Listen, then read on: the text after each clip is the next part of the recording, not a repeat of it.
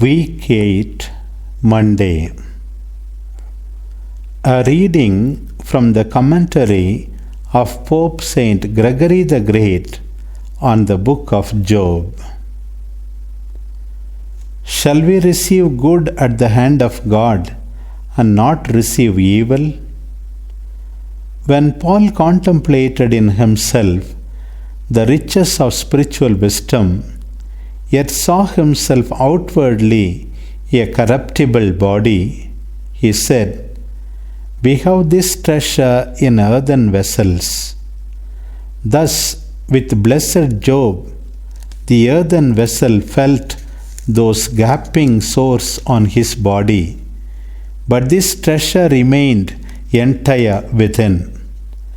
Outwardly his wounds gaped, but the treasure of wisdom did not fail to well up within him and issue forth in words of holy instruction. Shall we receive good at the hand of God and not receive evil? By good he meant either the temporal or the eternal gifts of God, and by evil he denoted the inflictions of the present time, of which the Lord said through the prophet, "I am the Lord, and there is no other. I form the light and create darkness. I make peace and create evil." I form the light and create darkness. For when the darkness of pain is created by blows received from outside ourselves, the light of the mind is kindled by instruction within. I make peace and create evil, for peace with God is restored to us when the things which rightly created yet wrongly desired turn into the kind of scourges that we regard as evil. We have grown at variance with God through sin. Therefore, it is fitting that we should be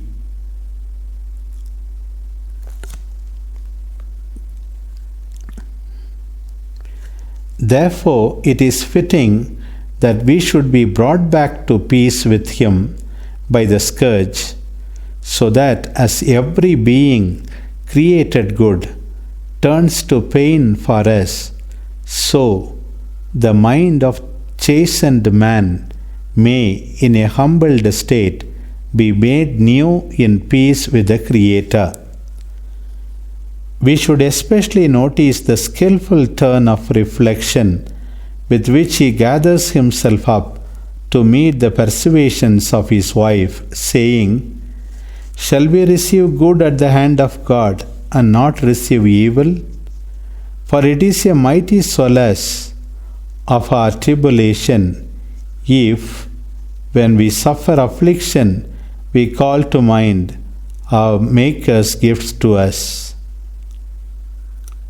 Nor will painful things depress us if we recall in time the gifts that cheer us. For it is written, in the day of prosperity, adversity is forgotten, and in the day of adversity, prosperity is not remembered." He who receives God's gifts, and at the time he receives them forgets to fear possible affliction, is brought low by this presumptuous joy.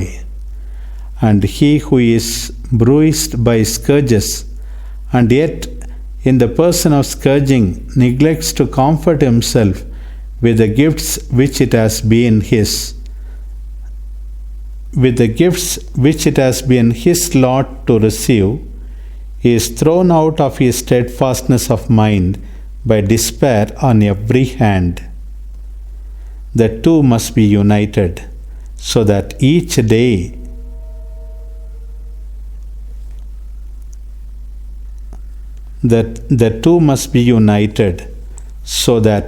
may always have the other's support. Then the remembrance of the two must be united, so that each may always have the other's support.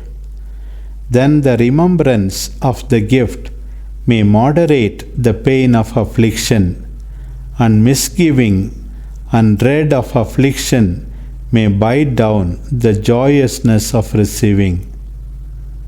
Thus the holy man, to soothe the depression of his mind amidst his wounds, weighs the sweetness of receiving against the pain of affliction, saying, Thus the holy man, to soothe the depression of his mind amidst his wounds, weighs the sweetness of receiving against the pains of affliction, saying, Shall we receive good at the hand of God, and not receive evil?